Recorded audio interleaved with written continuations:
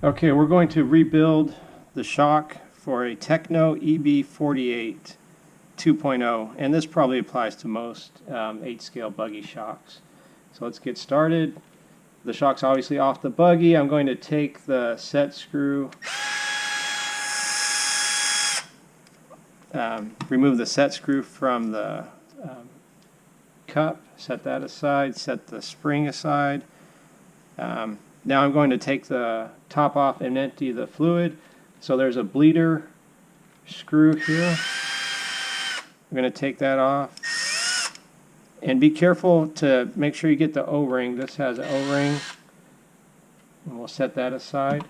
Now I'm going to use the Tekno tool, the 17 millimeter on the ridges here, holding the shock body, and then take the Allen driver and just loosen the cap. That was kind of loose. Usually it should be on there tighter. So I'm going to empty out.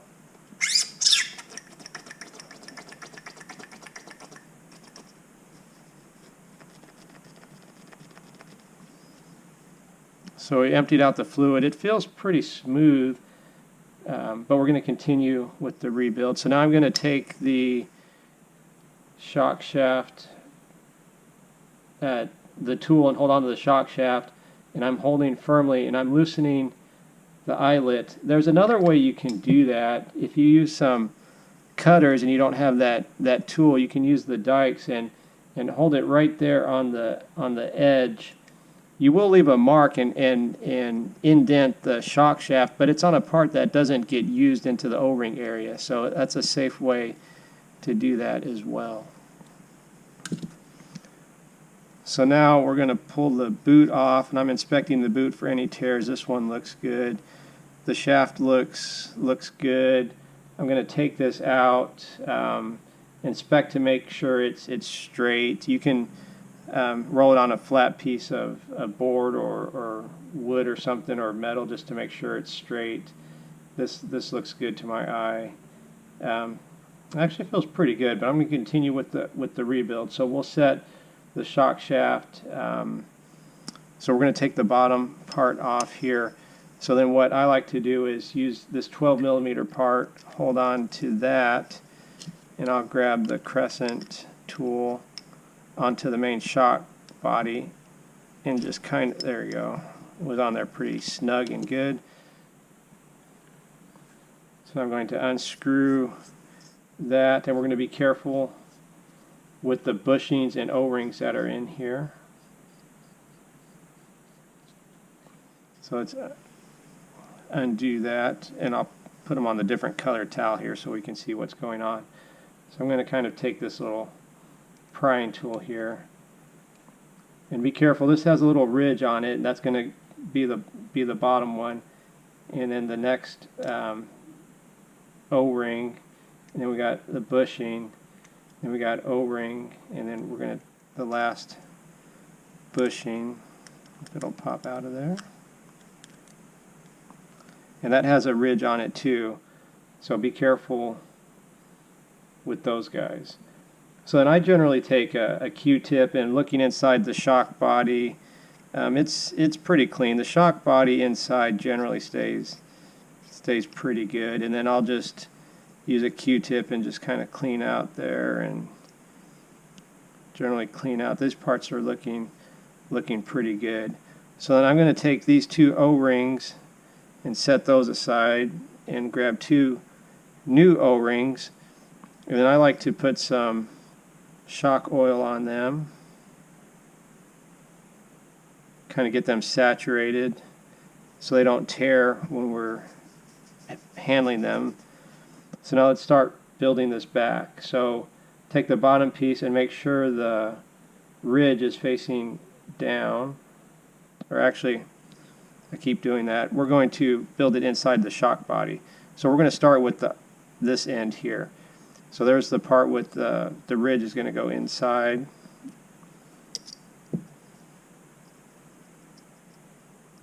Make sure that bushing is in there nice and square. That looks good.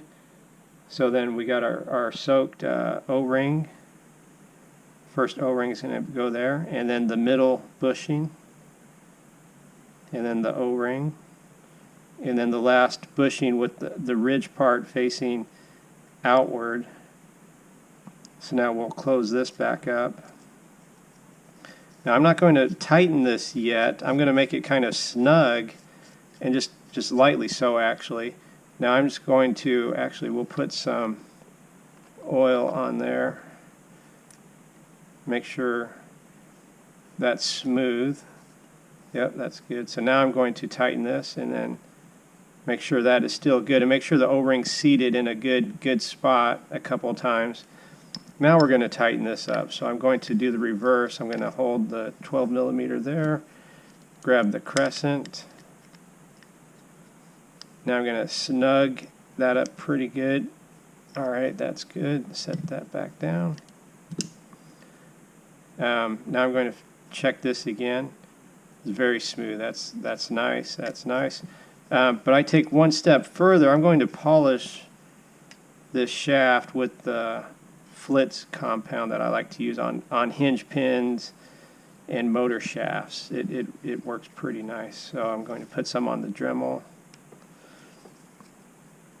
this polishing wheel, and let's get this thing clean.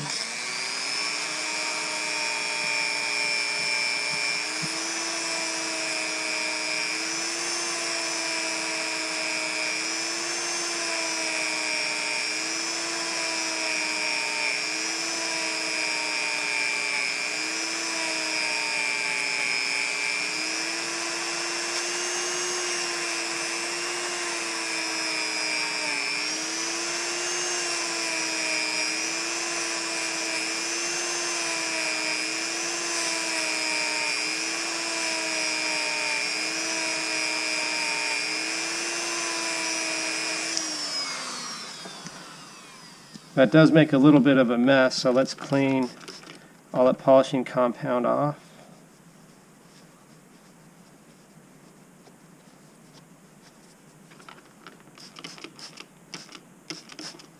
I'm just using simple green.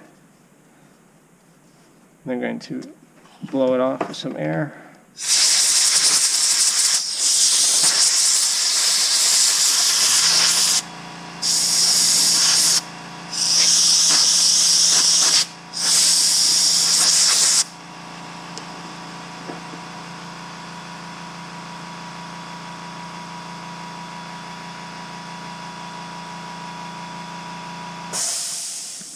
I'm just inspecting the holes in the piston. I don't want any polishing compound or any debris to get in the way there. So now I'm going to put a little bit of shock oil on the threads, so that way I don't damage the O-rings as I put the shaft in there.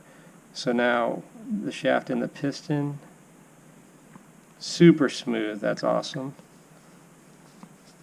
So now let's rebuild this. We'll put the dust boot in. Let's inspect the dust boot. Sometimes I'll run a Q-tip up in here. See, it got a little bit dirty.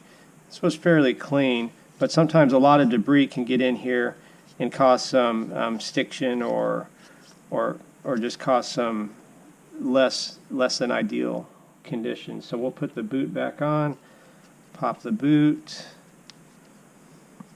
Let's get the eyelid back on.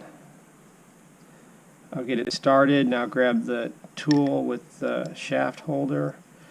And then I like to tighten the eyelid all the way, so that way it's consistent with the other shock, and we'll measure that. So that's on there pretty nice, very smooth.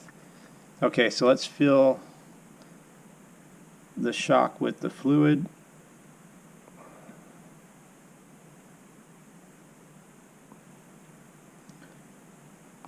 Now I filled all the way to the top, and I'm going to work the shaft slowly, kind of up and down. There'll be a bubble or two, shouldn't be too bad. And I just want to make sure there's no weird little air pockets here before we get rebuilding. And I'm just going to make it filled right to the top. So there we go. I'm right at the edge. Perfect. So now I'm going to take the cap and fill this halfway. Ooh, that was a bit more. About halfway or a bit more. I tend to like to do that. So now we put that on there quickly.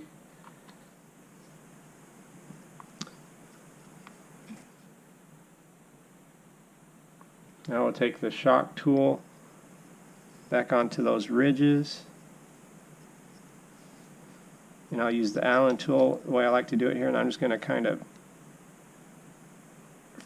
firmly snug that up on there. So now we'll take our bleeder screw, get that ready. So there's the bleeder screw hole. And I'm going to hold this. I'm going to follow the Tekno manual. I do that pretty consistently, and I've had good luck with that, so that's what I do. So I'm at about a 45-degree angle, and I'm using the table to hold it. I'm going to push down, and it's going to make a bit of a mess, but you see it bleeding, and I push down slowly.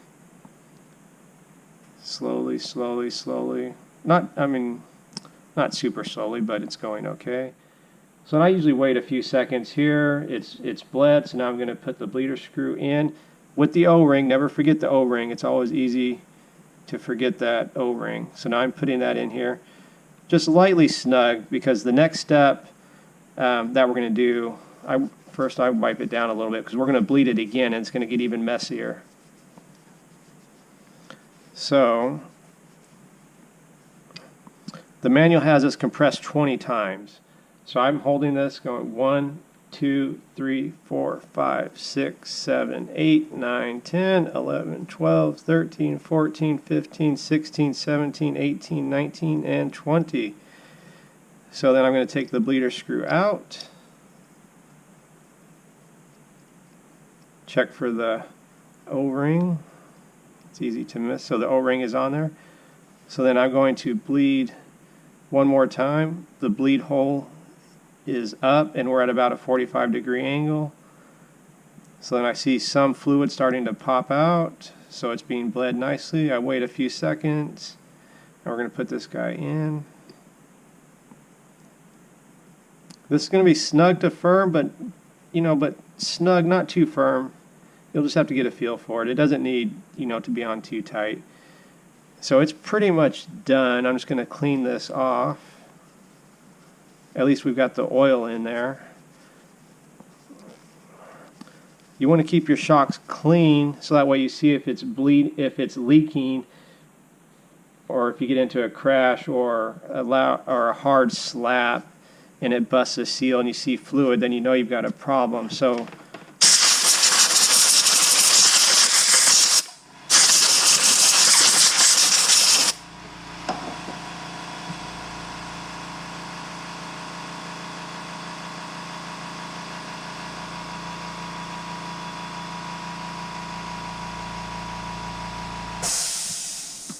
if your shocks are clean and dry, you'll spot a problem easy if there's a leak that starts to happen. So now we're just going to put the spring back on. We're going to put the cup back on, the retainer cup, and we're going to put the set screw back in. Compress it a few times. It feels pretty good. I like it. I like it. So now what we want to do is take the measurement here. I'm holding it extended, and I'm taking the extreme measurement from the outside to outside, and I want to measure it with the other shock, and it's pretty spot on. Generally, if you tighten that eyelid all the way in, they come out pretty consistent.